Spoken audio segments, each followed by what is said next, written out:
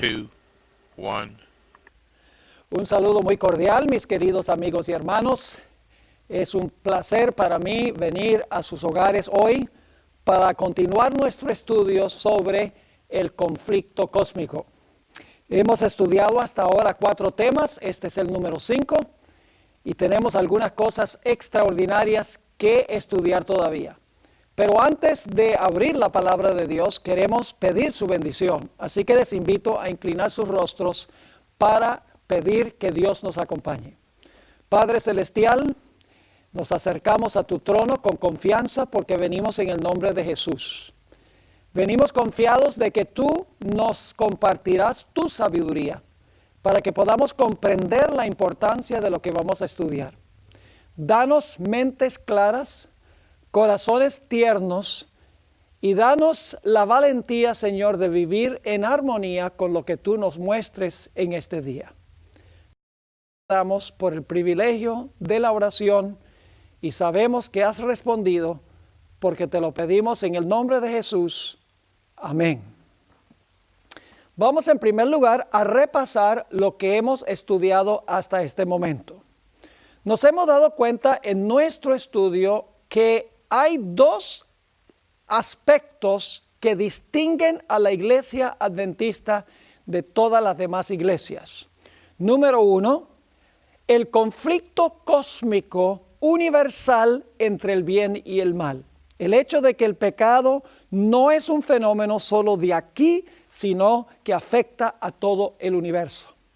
En segundo lugar, la importancia del santuario hebreo. La idea de que el santuario revela los pasos que toma Jesús para resolver ese conflicto cósmico entre el bien y el mal. Empezamos nuestro estudio del santuario en el campamento y vimos que Jesús vino al campamento del santuario a donde vivimos nosotros los pecadores con el fin de enfrentarse a las tentaciones de Satanás y vivir una vida absolutamente perfecta en nuestro lugar, para tejer un manto de justicia perfecto que nosotros pudiéramos reclamar como nuestro. Vimos que la vida perfecta de Jesús en el campamento fue una obra que Jesús desempeñó para todos los seres humanos sin excepción. Ese manto de la justicia de Cristo, su obediencia perfecta, está disponible para todo ser humano que jamás haya vivido en la historia del planeta Tierra. Luego nos dimos cuenta que el Señor Jesucristo se movió al altar del sacrificio. Y allí los pecados de la raza humana fueron colocados sobre Jesús. Y Jesús sufrió el castigo por la culpa de todos los pecados que se han cometido, que se están cometiendo y aún están por cometerse. Es decir, Jesús no solo vivió en nuestro lugar, sino que Jesús murió en nuestro lugar. Según la Biblia, Jesús murió por todos los pecados y por todos los pecadores sin excepción. Hemos visto entonces que la obra de Cristo en el campamento y la obra en el altar del sacrificio es una obra corpórea, es decir, fue una obra que desempeñó Jesús a favor de todos los seres humanos sin excepción. No fue una obra individual, fue una obra que cubre a todos los seres humanos.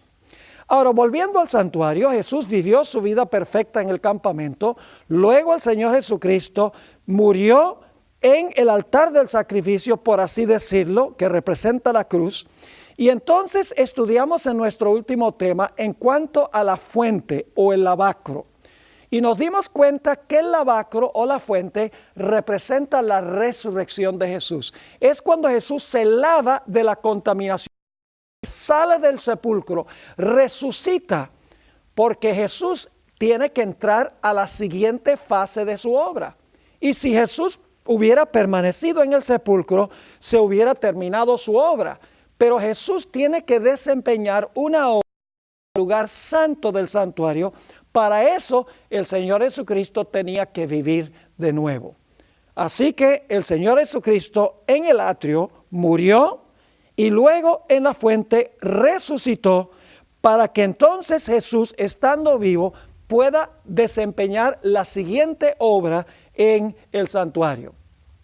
Paso a paso, Jesús está resolviendo los problemas que presentan este conflicto cósmico, porque Satanás ha acusado a Dios.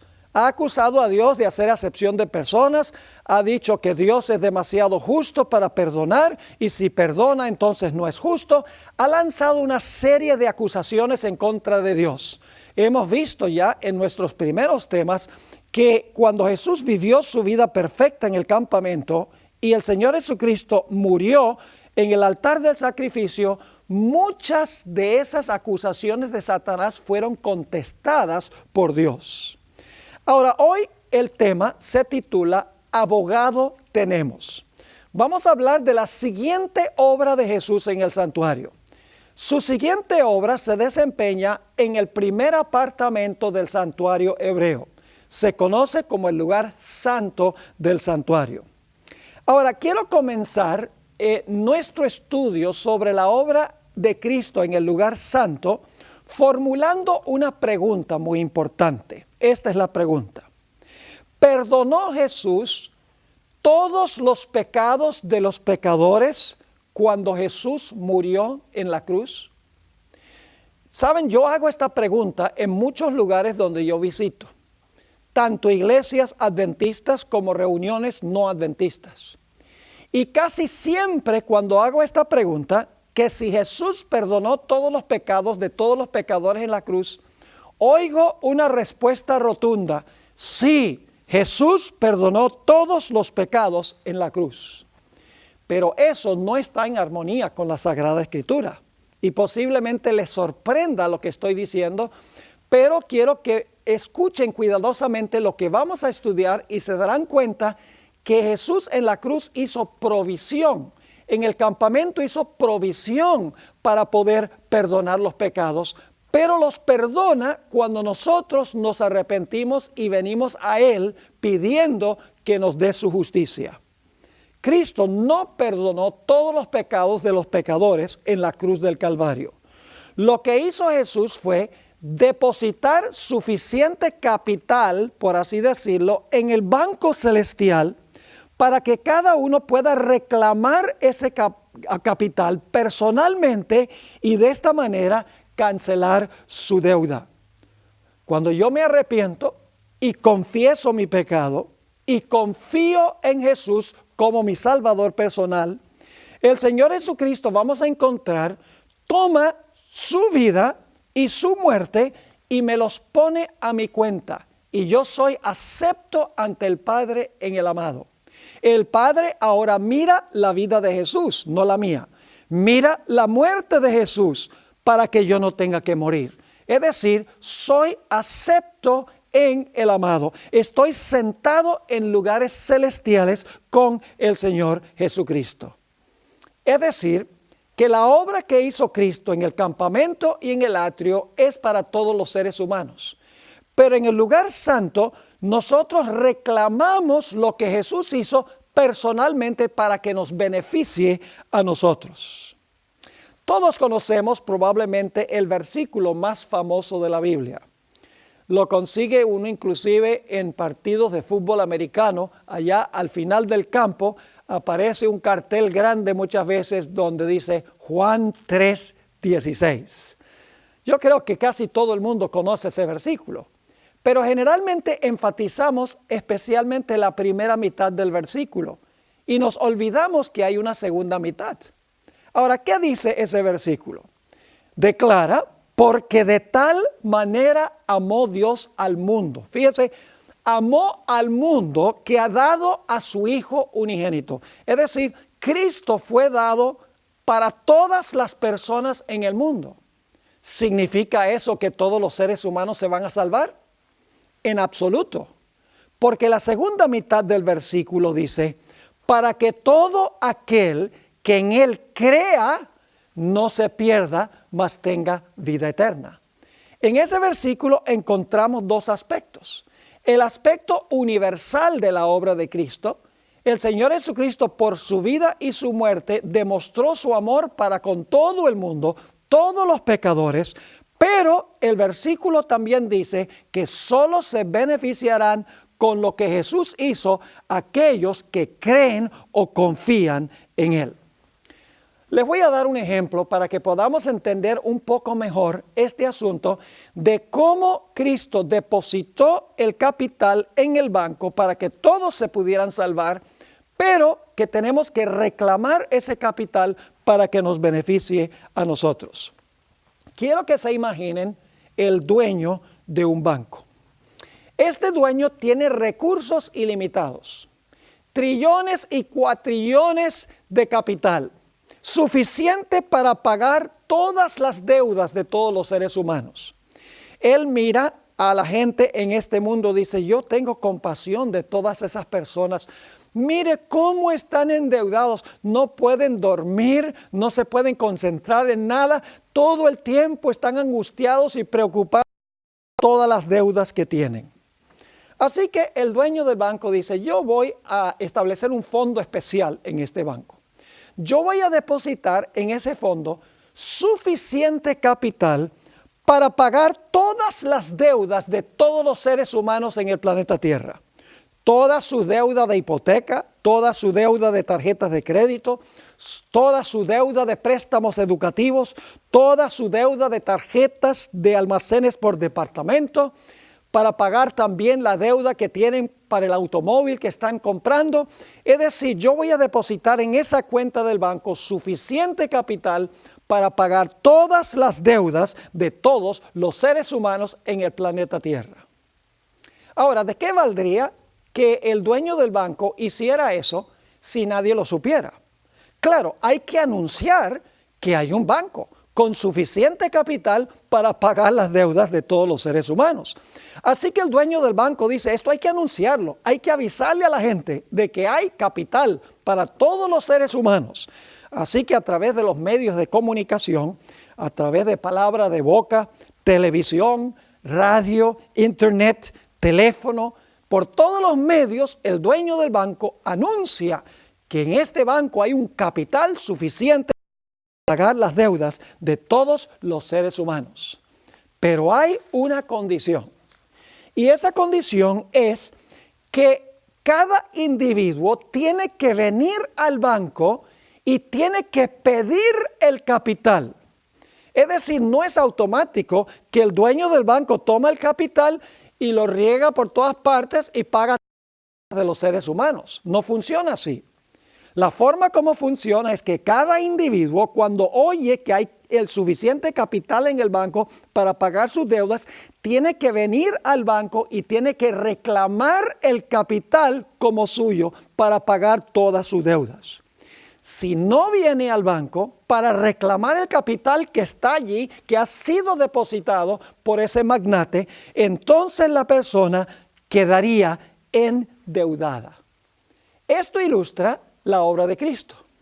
Cuando el Señor Jesucristo vivió su vida perfecta en el campamento, y cuando el Señor Jesucristo murió en la cruz del Calvario y resucitó para el Señor Jesucristo depositó, por así decirlo, en el banco del cielo suficiente mérito para salvar a todos los seres humanos. Su vida perfecta era suficiente para estar en lugar de la vida imperfecta de cada ser humano. Su muerte en la cruz era suficiente para cancelar la deuda de pecado de cada ser humano. Pero para beneficiarse de lo que Jesús hizo, es necesario que individualmente la persona venga y reclame individualmente de Jesús su vida perfecta y su muerte por el pecado. Y entonces Jesús toma su vida y su muerte y los coloca a la cuenta del pecador y la deuda queda cancelada. Ahora, a veces yo hago una pregunta cuando predico en diferentes sitios y la gente cuando hago esta pregunta a veces queda medio confusa. Yo les digo, mire, ¿usted cree que la salvación se terminó en la cruz? Y inclusive muchos adventistas dicen, sí, Cristo completó su obra de salvación en la cruz. Y entonces les hago una pregunta, otra pregunta más. Les digo, y déjenme preguntarles esto.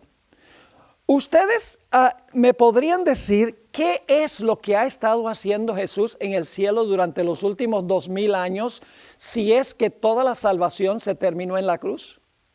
¿Podría explicarme por qué han pasado 2000 años y qué ha estado haciendo Jesús durante los últimos 2000 años? Y muchas veces la gente queda confundida y dice, oye, bueno, en realidad tengo que pensarlo. Otros dicen, bueno, está intercediendo. Y entonces yo les hago la pregunta, les digo, tú dices que Jesús está, los últimos 2000 años, está intercediendo. Entonces déjame preguntarte algo. Si toda la salvación se completó en la cruz, entonces ¿por qué necesita Jesús hacer una obra intercesora? ¿Por qué tiene Jesús que hacer otra obra en el lugar santo si toda la salvación se terminó en la cruz? Obviamente hay otra obra que hay que desempeñar después que Jesús vivió su vida y después que murió en la cruz del Calvario. ¿Qué ha estado haciendo Jesús de los últimos 2000 años de la historia? La respuesta es muy sencilla y vamos a leer unos versículos ahora a continuación. Los últimos 2000 años y algo, el Señor Jesucristo ha estado intercediendo por pecadores individuales que vienen a Él reclamando lo que Él hizo en la tierra, reclamando su vida perfecta y su muerte por el pecado. Para eso, lógicamente, Jesús tenía que haber resucitado en la fuente, porque si no hubiera resucitado, estaría muerto. Y esto me lleva al siguiente punto. ¿Cuáles son las cualidades que necesita tener un intercesor o un mediador? Hay al menos 3 cualidades que debe tener un mediador.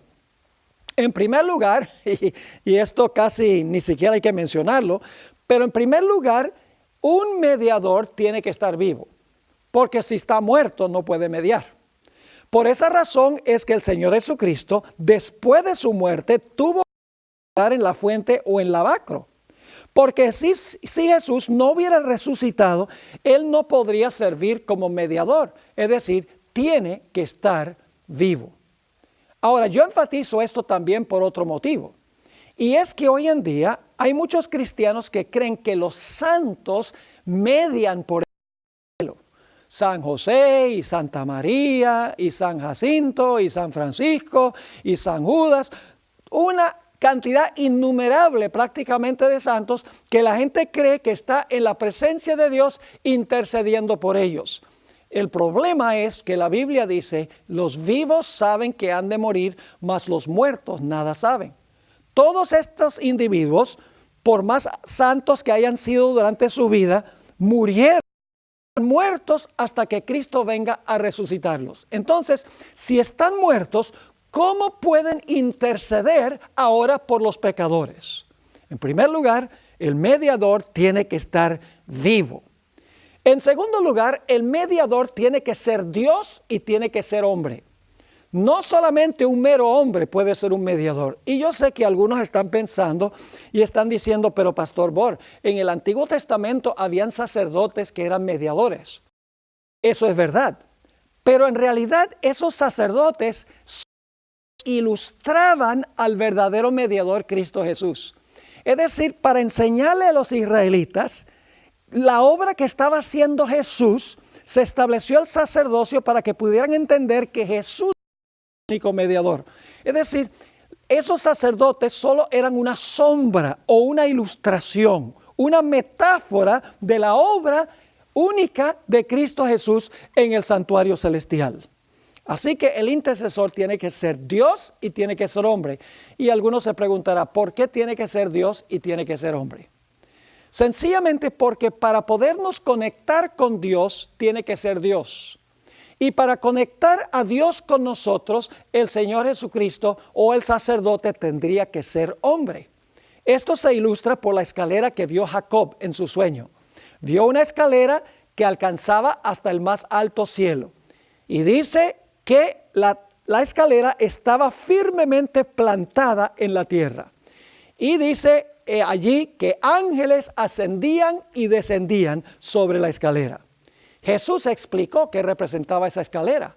En Juan 1:51 Jesús dijo que el cielo iba a ser abierto y se iba a ver a los ángeles ascendiendo y descendiendo sobre el Hijo del Hombre.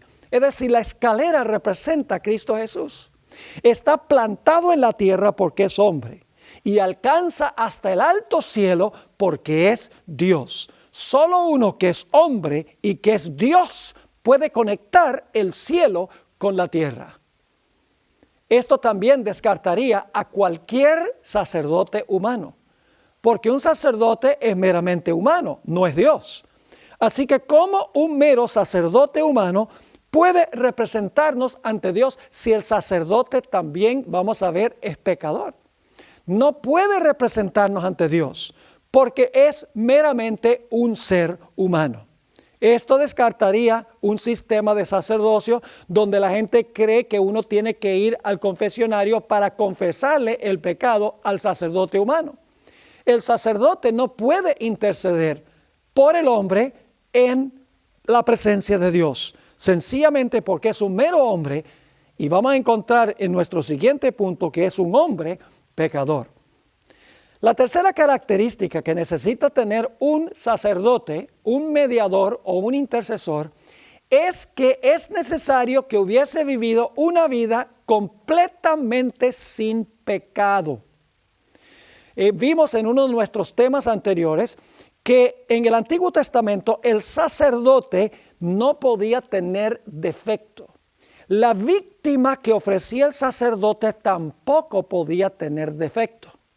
Eso significa que el Señor Jesucristo, quien es el sacerdote y que también es la víctima, tenía que ser sin defecto moral. Y vimos que Jesús nunca cometió pecado. Fue un sacerdote sin mancha y fue un sacrificio sin mancha también. Esto descartaría también a cualquier sacerdote humano, porque los sacerdotes humanos son todos pecadores. Un pecador no puede comparecer ante la presencia de Dios en sí mismo.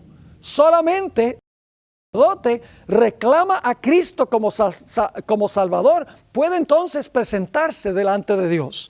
Así que estas tres características del intercesor, que tiene que estar vivo, que tiene que ser Dios y tiene que ser hombre, y además de eso no puede tener defecto, no puede tener pecado, descarta a cualquier ser humano como sacerdote. El único que puede ser sacerdote es Cristo Jesús. Y lo que ha estado haciendo Jesús durante los últimos 2000 años es sirviendo como abogado o como sacerdote. Vamos a leer ahora una serie de versículos que nos explican qué está haciendo Jesús desde que ascendió al cielo. El primer texto que vamos a leer es 1 de Timoteo, el capítulo 2 y luego los versículos 5 y 6. 1 de Timoteo 2 y el versículo 5 y 6. Esto es clarísimo. Dice, porque hay un solo Dios. Está hablando allí de Dios el Padre. Hay un solo Dios y un solo mediador. ¿Cuántos mediadores hay? ¿Todos los sacerdotes humanos en la tierra son mediadores? Eso no lo enseña la Biblia. La Biblia dice, hay un solo Dios y un solo mediador entre Dios y los hombres, Jesucristo, ¿qué? Jesucristo, hombre. Así que vemos aquí que el Señor Jesucristo fue y es hombre en todo sentido de la palabra. Es uno con nosotros. Pero la Biblia también dice que Jesucristo es Dios. Así que el Señor Jesucristo, según este texto, es el mediador porque es hombre con nosotros. Si hubiera quedado en el cielo como Dios, tendría solo la mitad de las características que se necesitan para un intercesor. Estaría bien con Dios, pero no estaría conectado con el hombre. Así que Jesús es hombre en todo sentido. Eso lo califica para ser mediador entre Dios y los hombres. El siguiente texto que quiero leer se encuentra en el libro de Hebreos, el capítulo 7 y el versículo 25. Hebreos, el capítulo 7 y el versículo 25. Dice aquí, por lo cual puede Jesús también salvar perpetuamente a los que por él se acercan a Dios. Paremos un momento allí. A veces yo pregunto, ¿el Señor Jesucristo en el cielo está intercediendo por todos los seres humanos? Y lamentablemente muchos cristianos son muy superficiales y han escuchado, sí, Jesús intercede por todo el mundo, por todas las personas. Pero en realidad eso no lo enseña la Biblia. Vamos a completar este versículo, Hebreos 7:25. Por lo cual puede también salvar perpetuamente, ahora escuchen bien, a los que por él se acercan a Dios. ¿Por quiénes intercede Jesús? Por aquellos que se acercan a Dios por medio de Jesús. Y luego termina el versículo diciendo, viviendo siempre para interceder por ellos. ¿A qué se refiere eso? Por ellos. Por los que por él se acercan a Dios. Y hay ciertas condiciones que cumplen aquellos que se acercan a Dios por medio de Jesús. Y hablaremos en unos momentos de esas condiciones. Ahora ustedes notan en este versículo que dice viviendo siempre. Esa característica la vimos como una de las características para un mediador. Tiene que estar vivo. Y Jesús está vivo porque resucitó. El tercer texto que quiero leer en cuanto al intercesor se encuentra en 1 de Juan, el capítulo 2 y el versículo 1. Fíjense que nos dimos cuenta en 1 de Timoteo 2 y el versículo 5 que Jesús es el único mediador porque es hombre y Juan 1 dice que también es Dios. Luego nos dimos cuenta en Hebreos 7:25 que el Señor Jesucristo puede interceder porque está vivo, vive siempre para interceder por los que se allegan a Dios por medio de él. Ahora vamos a encontrar la tercera característica de un intercesor. 1 de Juan 2 y el versículo 1. Hijitos míos, estas cosas os escribo para que no pequéis. Y si alguno hubiere pecado, abogado tenemos para con el Padre. Y luego que dice, a Jesucristo el justo. ¿Qué clase de intercesor es Jesús? Un intercesor justo, porque él nunca pecó, porque él vivió una vida santa, no tenía defecto, por eso puede interceder. Dice aquí que el que aboga por nosotros ante el Padre es Jesucristo el justo, el que desarrolló un manto de justicia perfecto, el que nunca pecó, el que era un cordero y un sacerdote sin defecto, es el intercesor. Así que claramente, según estos versículos, la obra que desempeña Jesús en el cielo ahora es la obra de mediador, intercesor y abogado, uno que aboga por nosotros.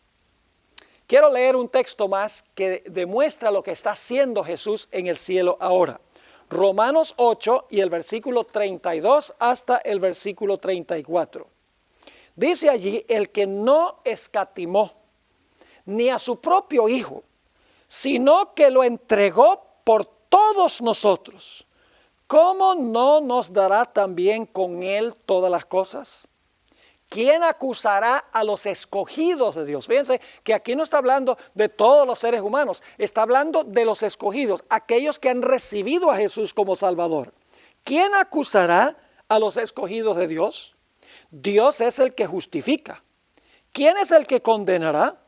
Cristo es el que murió, más aún el que también resucitó, el que además está a la diestra de Dios, el que también intercede por nosotros, es decir, por los escogidos. ¿Y quiénes son los escogidos? Los escogidos son los que han recibido a Jesús como Salvador personal. Eso se denota, por ejemplo, en Mateo 24, donde dice que Satanás va a querer engañar, si fuere posible, aún a los escogidos, es decir, aún a los que son fieles a Dios. Ahora, hay ciertas condiciones que un individuo tiene que cumplir para que Jesús sirva como intercesor. Obviamente el pecador necesita pararse delante de la ley perfecto, pero no tiene perfección porque es pecador. El pecador también tiene que morir porque ha transgredido la ley. ¿Cómo puede el pecador pararse perfecto delante de la ley de Dios y cómo puede escaparse de la muerte? Tiene personal e individualmente que cumplir ciertas condiciones individuales y reclamar a Jesús como su reclamar la vida y la muerte de Cristo como suyas personalmente. ¿Cuáles son las condiciones que tiene que cumplir el individuo para contratar a Jesús como el abogado? Se los voy a mencionar y luego los vamos a ampliar un poco y a los versículos de la Escritura. En primer lugar, hay que arrepentirse del pecado.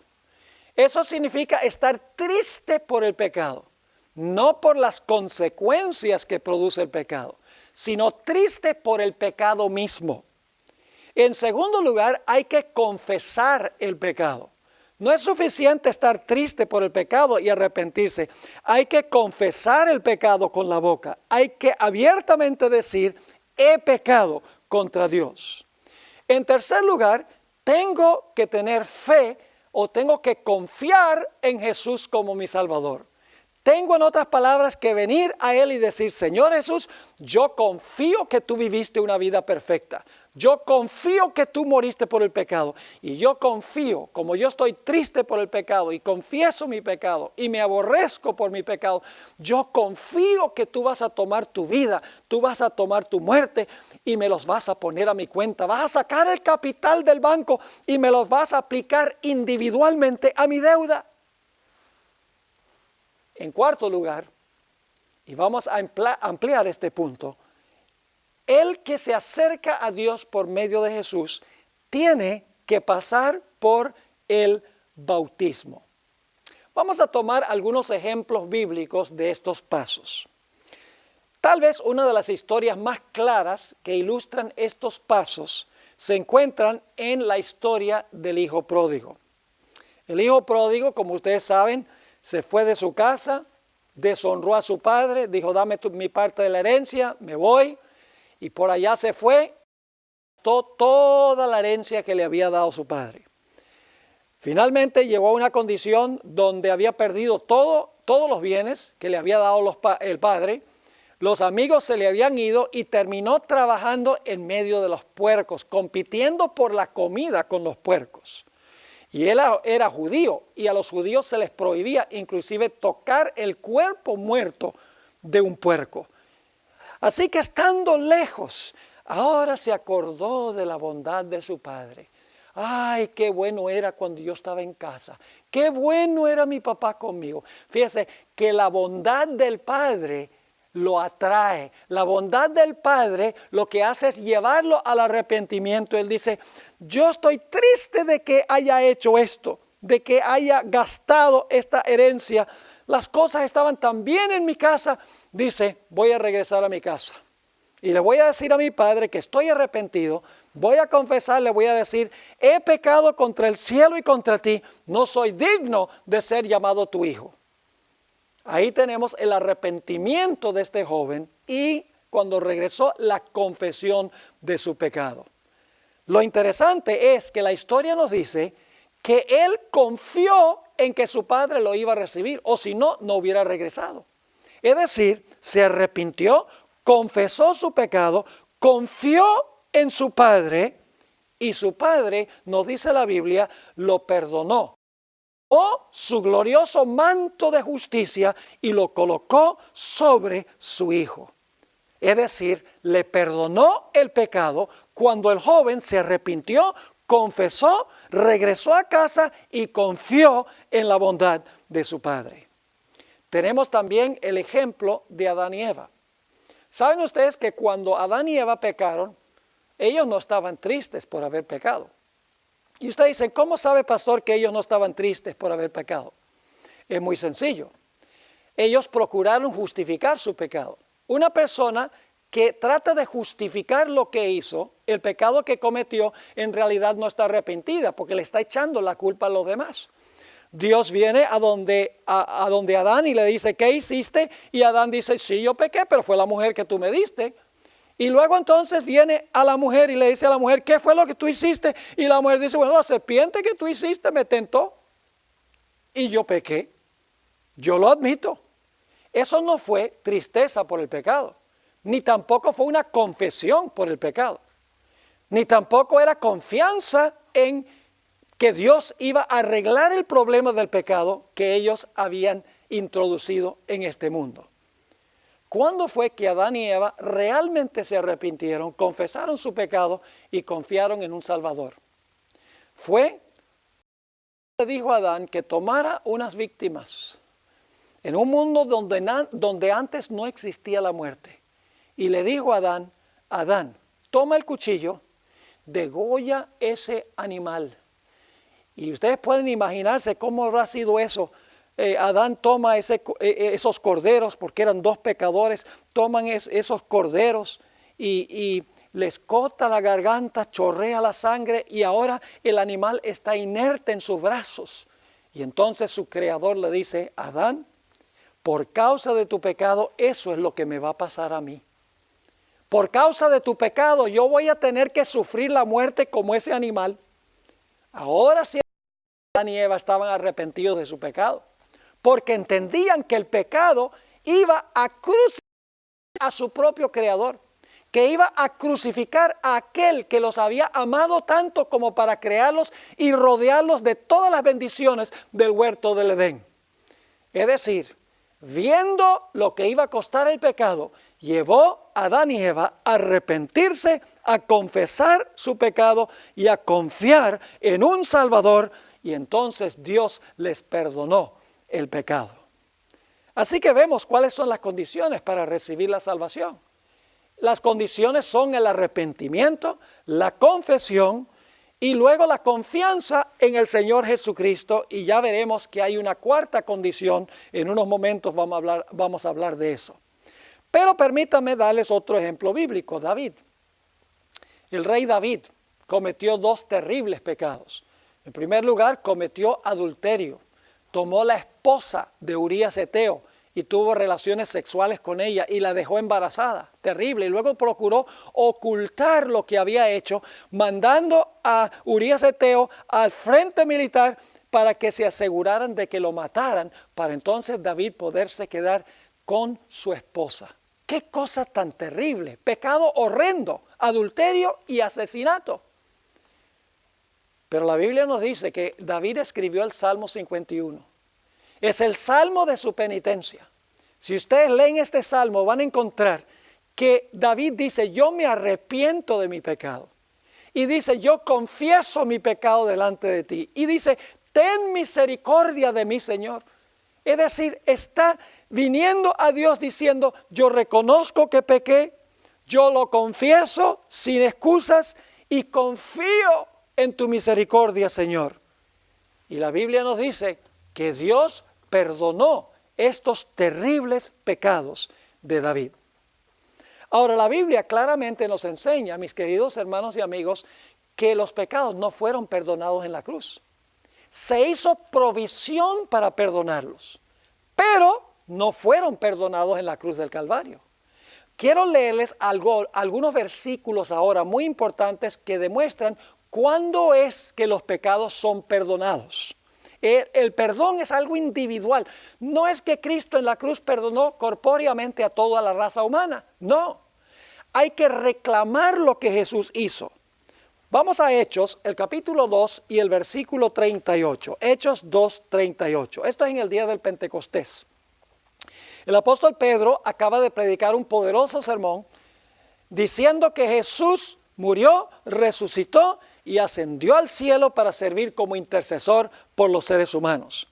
Cuando Pedro terminó su sermón, parece que no hizo un llamado, y varios de los que estaban presentes allí vinieron a donde Pedro, le dijeron, Pedro, ¿y qué tenemos que hacer de lo que tú has predicado? Que Jesús ascendió al cielo y ahora es príncipe y salvador. ¿Qué tenemos que hacer? Vamos a leer Hechos 2, 37 y 38. Al oír esto, se compungieron de corazón y dijeron a Pedro y a los otros apóstoles: varones hermanos, ¿qué haremos? Pedro les dijo, ahora escuchen, ¿qué tenían que hacer? Pedro les dijo: arrepentíos. Y ahora viene la cuarta condición que vamos a ampliar en unos momentos. Arrepentíos y bautícese cada uno de vosotros. ¿Qué indica cada uno? Que es una obra ¿qué? Individual. Arrepentíos y bautícese cada uno de vosotros en el nombre de Jesucristo. Ahora escuchen, para perdón de los pecados. ¿Cuándo es que los pecados son perdonados? Cuando la persona se arrepiente y se bautiza, dice aquí, entonces viene el perdón y se recibe el Espíritu Santo, porque dice la última parte del versículo: para perdón de los pecados, y recibiréis el don del Espíritu. Es decir, para que una persona pueda recibir perdón, es necesario que se arrepienta y que sea bautizada, y entonces recibe el perdón. Eso significa que el perdón no vino en la cruz. La provisión fue hecha, porque cuando la persona es perdonada, Dios sencillamente toma la vida de Jesús y la muerte de Jesús y los pone a la cuenta del pecador. Pero eso que hizo Jesús fue el depósito en el banco, por así decirlo. El pecador sencillamente, personalmente viene y reclama lo que está allá en el banco, lo que depositó Jesús por su vida y por su muerte. Notemos Hechos, el capítulo 5 y el versículo 31. Nuevamente dice que hay que arrepentirse para recibir perdón individualmente. Hechos 5:31, hablando de Jesús, dice: a este Dios ha exaltado con su diestra por príncipe y salvador. Ahora escuchen esto: para dar a Israel arrepentimiento y perdón de pecados. ¿Por qué fue Jesús allá a la diestra del Padre? Dice: para dar a Israel arrepentimiento y perdón de pecados. Si los pecados habían sido perdonados en la cruz mucho tiempo antes, o por lo menos varios días antes, ¿por qué razón entonces dice aquí que Cristo fue al cielo para dar arrepentimiento y para dar perdón? El perdón viene cuando la gente se arrepiente del pecado y confiesa su pecado y se bautiza. No es suficiente solo arrepentirse. También hay que confesar el pecado. Vamos a leer en 1 de Juan, el capítulo 1 y el versículo 9, donde queda absolutamente claro. Dice: sí, ese es el famoso sí condicional. Si confesamos nuestros pecados, Él es fiel y justo para perdonar nuestros pecados y limpiarnos de toda maldad. ¿Cuándo es que Dios nos perdona el pecado y nos limpia de toda maldad? El versículo es demasiado claro para no entender. Dice: si confesamos nuestros pecados, Él es fiel y justo para perdonar. Ahora, fíjense que ¿cuándo es que Dios es fiel y justo para perdonar nuestros pecados? Cuando los y los confesamos. Él es fiel y justo, porque la justicia de Cristo es puesta en el lugar de nuestra injusticia. Pero no solamente hay que arrepentirse, no solamente hay que confesar el pecado, sino que también hay que confiar o creer en Jesús. Creer en verdad que cuando Él dijo que Él va a darnos su vida y su muerte, debemos creer que es verdad y debemos reclamarlo como nuestro. Hay que tener la certeza de que si nos arrepentimos y confesamos nuestro pecado, Jesús nos va a cubrir con su justicia, porque es bueno y porque es fiel. En Hechos 10 y el versículo 10, hablando de Jesús, dice: de este dan testimonio todos los profetas, que todos los que en Él creyeren recibirán perdón de pecados por su nombre. Fíjese, todos los que en Él creyeren recibirán perdón. Obviamente, creer en Jesús es una condición para recibir el perdón. Pero hay una cuarta condición, y es solo sobre ese punto, y ahora quiero ampliar un poquito más. El cuarto paso que se necesita cumplir para recibir el perdón de los pecados, para que Jesús sea nuestro abogado, nuestro intercesor, es el paso del bautismo. Notamos en Hechos 2:38 que decía, arrepentíos y bautícese cada uno de vosotros en el nombre de Jesucristo para perdón de los pecados. En Marcos 16 y el versículo 15 y 16 dice algo muy similar. Dice, el que creyere y fuere bautizado será salvo, mas el que no creyere será condenado. El que creyere y fuere, ¿qué cosa? El que creyere y fuere bautizado. Ahora, ¿por qué es tan importante el bautismo en el asunto de recibir el perdón de los pecados? El bautismo es algo mucho más profundo que lo que la gente se imagina. La gente sencillamente es el bautismo como una ceremonia, como un rito. Pero en realidad el significado del bautismo es mucho más profundo. Permítame ilustrar lo que quiero decir. El Señor Jesucristo colgó sobre la cruz del Calvario. La Biblia nos dice que sus últimas palabras fueron, Padre, en tus manos encomiendo mi espíritu. Y luego dice que expiró, es decir, Jesús dejó de respirar. Luego el Señor Jesucristo fue sepultado, fue colocado en esa bóveda y una piedra fue colocada adelante de la tumba. Obviamente, mientras Jesús estaba sepultado en el sepulcro, el Señor Jesucristo no respiraba aún. Había dejado de respirar cuando murió. Cuando estaba enterrado no respiraba. Pero la Biblia nos dice que muy temprano, el primer día de la semana, el Señor Jesucristo volvió a respirar. Su espíritu regresó. Le había dicho al Padre, en tus manos encomiendo mi espíritu. Ahora Jesús volvió otra vez a respirar. Vivió, en otras palabras. Así que tenemos la experiencia de Jesús. Su muerte deja de respirar, en el sepulcro no respira y ahora cuando resucita, respira de nuevo. ¿Saben ustedes que en el bautismo una persona lo que hace es repetir simbólicamente la experiencia de Cristo? Y por eso Dios lo incluye en Cristo. ¿Cómo es el asunto del bautismo? Permítame explicar que el bautismo no es por aspersión. El bautismo no puede ser de infantes. Y ustedes dicen, pero pastor, ¿por qué no podemos bautizar infantes? ¿Por qué razón es que el bautismo no puede ser por aspersión? Bueno, lo voy a explicar primero por qué no puede ser de infantes. Según lo que hemos estudiado, para que una persona reciba perdón por el pecado, la persona tiene que arrepentirse, tiene que confesar su pecado y confiar en Jesús como Salvador. Un bebé no puede cumplir ninguna de esas condiciones. Así que si no cumple las condiciones, no se puede bautizar a un bebé. Tiene que cumplir con esas condiciones. Ahora, ¿por qué no puede ser el bautismo por aspersión? Un poquito de agua en la cabeza. Les voy a explicar por qué razón. Porque el bautismo es una incorporación a Jesús. De tal manera que Dios ahora me va a incluir en Jesús. Y Dios no me va a mirar a mí, sino que va a mirar es a Jesús. Les explico. Posiblemente algunos de los que ven este programa no han presenciado un bautismo bíblico. Les voy a explicar cómo es un bautismo bíblico. Cómo fue bautizado Jesús. El pastor está en el tanque. El candidato está delante del pastor. Hay un tanque de agua.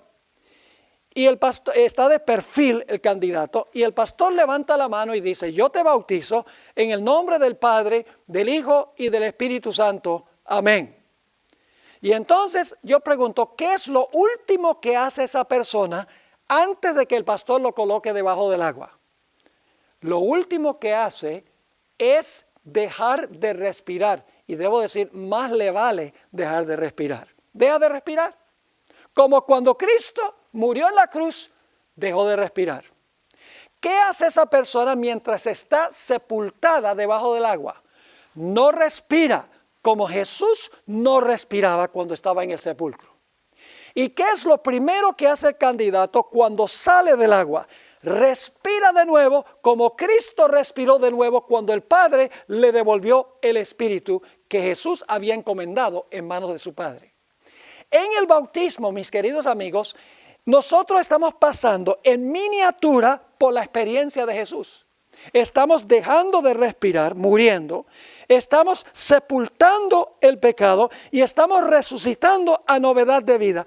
Y como estamos pasando en miniatura por la experiencia de Jesús, Dios fluye en Jesús. Es decir, ya Dios no me mira a mí, sino que Dios mira a Cristo, mi representante. Eso es lo que significa la Biblia cuando dice que estamos en Cristo. Ya yo no tengo que comparecer ante el Padre y decir, aquí estoy yo, y el Padre va a decir, bueno, ¿y tú qué derecho tienes de venir acá como pecador? No, ya ahora Jesús es mi abogado, mi intercesor, mi mediador, y Él comparece ante el Padre y dice, Padre, tengo un nuevo hermano, tengo una nueva hermana. Y el Padre dice, ¿verdad? Sí, mi hermano es Juan. Y el Padre dijo, oh, Juan es tu hermano. Pues si Juan es tu hermano, entonces es hijo mío también. Eso es lo que quiso decir Jesús cuando declaró, yo soy el camino, la verdad y la vida. Nadie viene al Padre sino por mí. Cuando yo me bautizo, cuando una persona se bautiza, esa persona pasa por la experiencia de Jesús, queda incluida en Cristo, y si esa persona llegase a morir estando en Cristo, no tiene nada de qué preocuparse.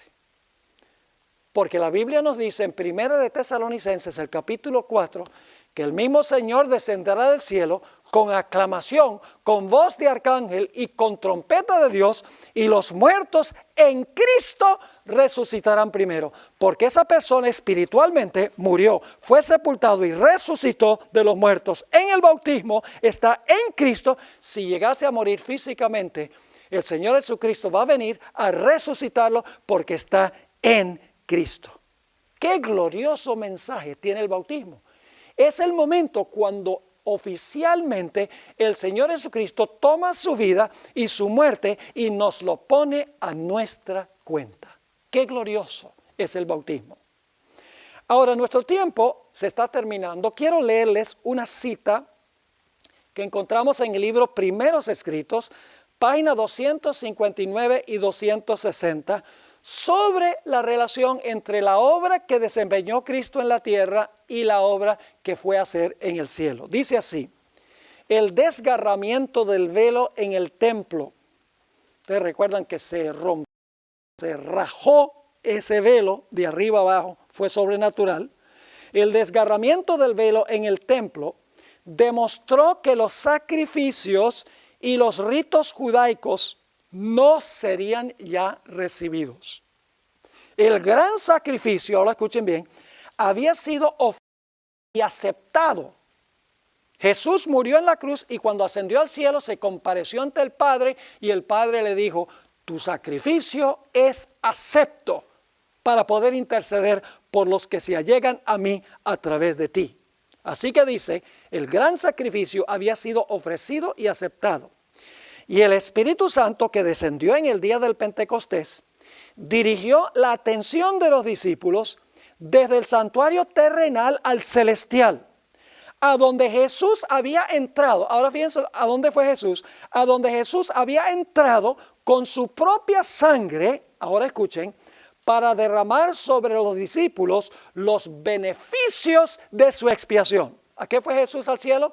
A derramar sobre sus seguidores los beneficios de su obra terrenal, los beneficios de su expiación. Pero hay que reclamarlos individualmente. Ahora, la cita sigue describiendo a los judíos. Pero los judíos fueron dejados en tinieblas totales. Perdieron toda la luz que pudieran haber tenido acerca del plan de salvación. Y siguieron confiando en sus sacrificios y ofrendas inútiles.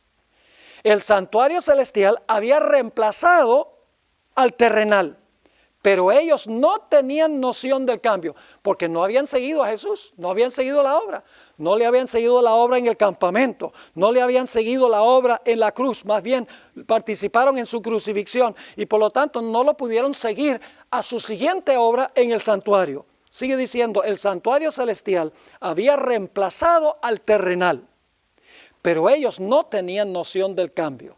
Por lo tanto, no podían recibir los beneficios de la mediación de Cristo en el lugar santo. ¿Qué no podían recibir? Los beneficios de la mediación de Cristo, porque no se iban a llegar a Cristo porque no creían en Él. Mis queridos amigos, el Señor Jesucristo se fue al cielo para interceder por los pecadores, por individuos que se allegan a Él, a través del arrepentimiento, a través de la confesión y a través de la confianza en Cristo Jesús como Salvador y a través de la ceremonia bautismal. Ahora vamos a introducir nuestro siguiente tema, porque vamos a hablar de la obra de Cristo en el lugar santísimo del santuario. Cuando los pecados entran al santuario celestial por medio de la sangre de Cristo, el resultado es que el santuario celestial queda contaminado. Ahora, el pecador queda limpio, queda perdonado, porque la Biblia dice que si confesamos los pecados, Él nos perdona. Es decir, el problema ya no lo tiene el pecador. El problema es que el pecado ha sido introducido a través de Cristo el mediador al santuario y como resultado el santuario queda contaminado por todos los pecados que entran al santuario a través del mediador o del intercesor. Esto hace necesario que en algún momento el santuario sea purificado. Y alguno dirá, pastor, ¿hay algo en el cielo que contamina? ¿Cómo puede ser? Bueno, Lucifer estuvo en el cielo y contaminó el cielo con el pecado. El Señor Jesucristo era justo y perfecto y santo y sin embargo el pecado fue colocado sobre Él. Así que el santuario celestial, vamos a encontrar en nuestro siguiente estudio, queda contaminado por los pecados que introduce el intercesor cuando nos los perdona a nosotros. Y como resultado, necesita el santuario ser purificado de todos esos pecados que han entrado allá durante el curso de la historia de este mundo. En la Biblia nos describe el evento que se realiza, el juicio que se realiza para desempeñar esa obra de la purificación del santuario. Es la siguiente obra que desempeña Jesús cuando se mueve del lugar santo al lugar santísimo. Continúa intercediendo en el santísimo, pero luego comienza el proceso Jesús de limpiar los registros del pecado que se encuentran allá en el santuario. No se pierdan el próximo episodio donde hablaremos de la purificación del santuario.